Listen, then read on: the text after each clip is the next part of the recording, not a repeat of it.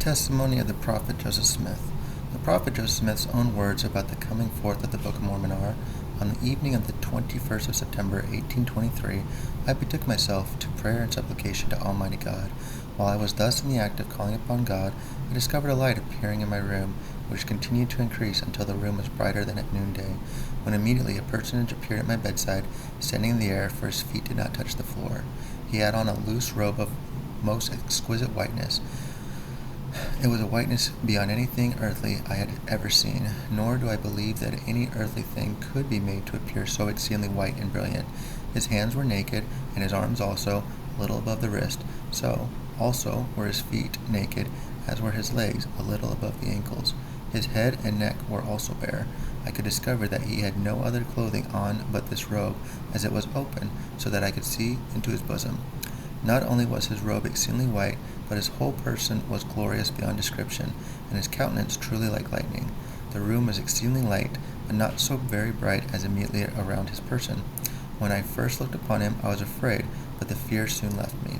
He called me by name, and said unto me that he was a messenger sent from the presence of God to me, and that his name was Moroni, that God had a work for me to do, and that my name should be had for good and evil among all nations, kindreds, and tongues, or that it should be both good and evil spoken of among all people.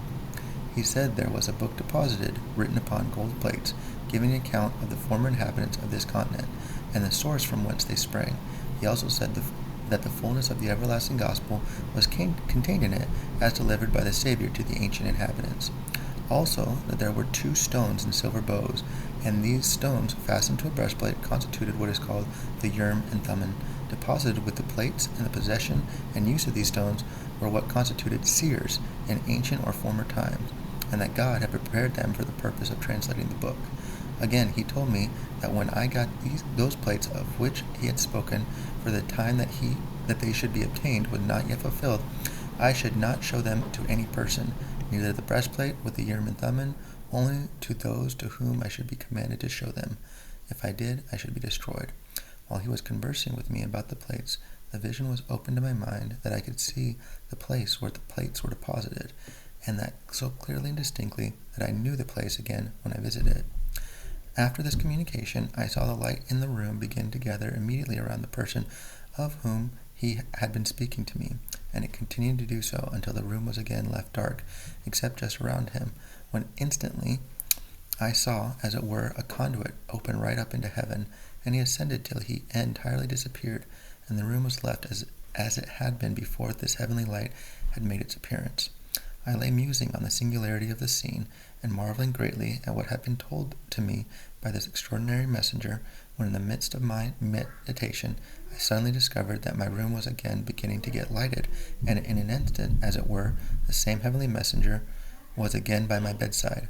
He commenced, and again related to the very same things which had been done at his first visit, without the least variation, which having done, he informed me of great judgments which were coming upon the earth, with great desolations by famine, sword, and pestilence, and that these grievous judgments would come on the earth in this generation. Having related these things, he again ascended as he had done before.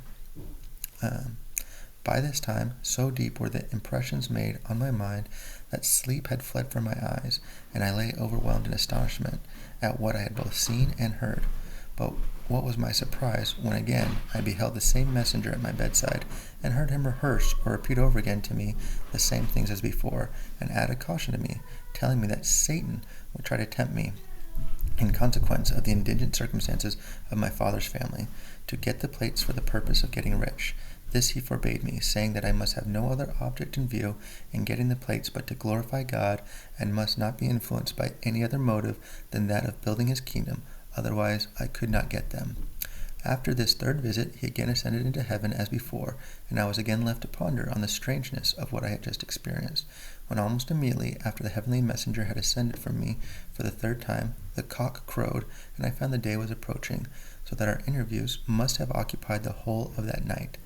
I shortly after arose from my bed, and as usual went to the necessary labors of the day, but in attempting to work it at other times, I found my strength so exhausted as to render me entirely unable. My father, who was laboring along with me, discovered something to be wrong with me, and told me to go home.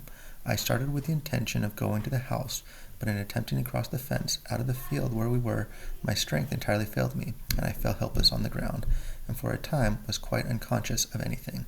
The first thing that I can recollect was a voice speaking to me, calling me by name. I looked up and beheld the same messenger standing over my head, surrounded by light as before. He then again related unto me all that he had related to me the previous night, and commanded me to go to my father and tell him of the visions and commandments which I had received. I obeyed.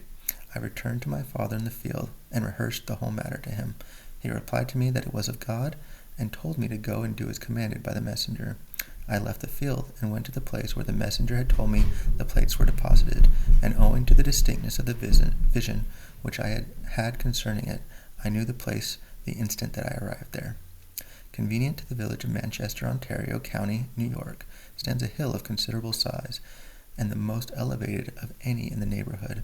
On the west side of this hill, not far from the top, under a stone of considerable size, lay the plates, deposited in a stone box.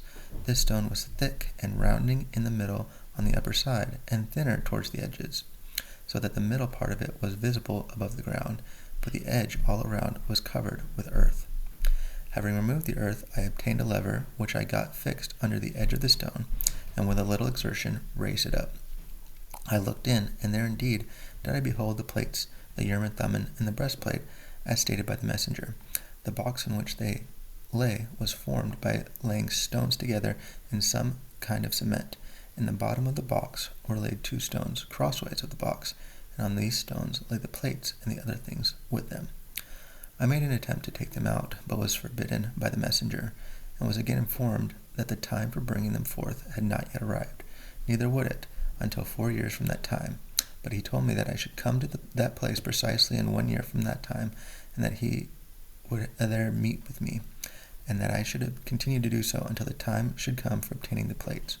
Accordingly, as I had been commanded, I went at the end of each year, and at each time I found the same messenger there, and received instruction and intelligence from him at each of our interviews, respecting what the Lord was going to do, and how and in what manner his kingdom was to be conducted in the last days. At length the time arrived for obtaining the plates, the Urim and Thummim, and the breastplate. On the 22nd day of September 1827, having gone as usual at the end of another year to the place where they were deposited, the same heavenly messenger delivered them up to me with the charge that I should be responsible for them, that if I should let them go carelessly, or through any neglect of mine, I should be cut off, but that if I would use all my endeavors to preserve them until he, the messenger, should call for them, they should be protected. I soon found out the reason why I had received such strict charges to keep them safe, and why it was that the messenger had said that when I had done what was required at my hand, he would call for them. For no sooner was it known that I had them than the most strenuous exertions were used to get them from me. Every stratagem that could be invented was resorted to for that purpose. The persecution became more bitter and severe than before, and multitudes were on the alert continually to get them from me if possible. But by the wisdom of God they remained safe in my hands, until I had accomplished by them what was required at my hand. When, according to arrangements, the messenger called for them, I delivered them up to him, and he has them in his charge until this day, being the 2nd day of May, 1838. For more complete account, see Joseph Smith's History and the Pearl of Great Price.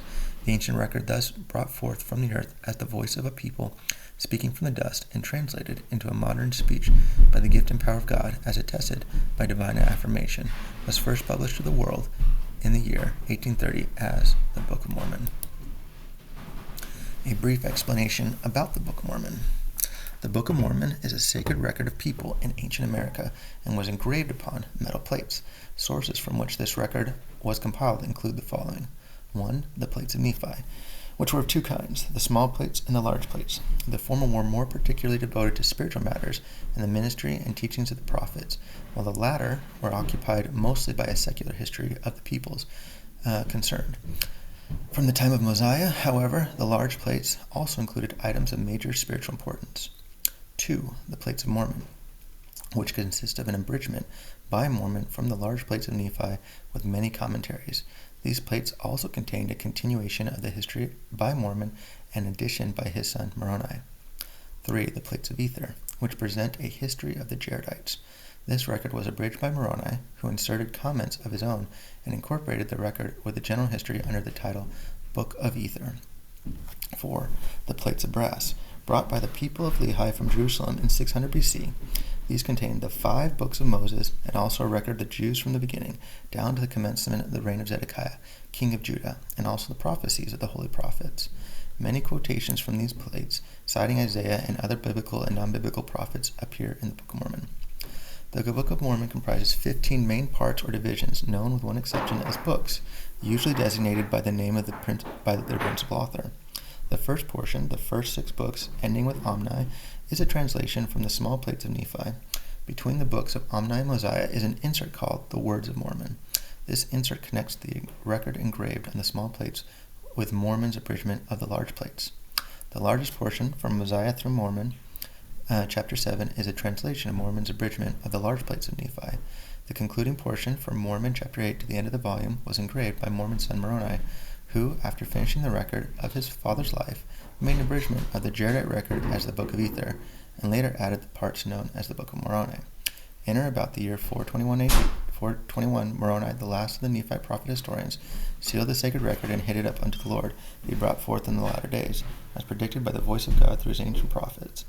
In A.D. 1823, this same Moroni, then a resurrected personage, visited the prophet Joseph Smith and subsequently delivered the engraved plates to him. About this edition, the original title page, immediately preceding the contents page, is taken from the plates and is part of the sacred text. Introductions in a non-italic preface, such as in 1 Nephi, and immediately preceding Mosiah chapter 9, are also part of the sacred text. Introductions in italics, such as in chapter headings, are not original to the text, but are study helps included for convenience in reading. Some minor errors in the text have been perpetuated in past editions of the Book of Mormon. This edition contains corrections that seem appropriate to bring the material into conformity with publications, manuscripts, and early editions edited by the prophet Joseph Smith.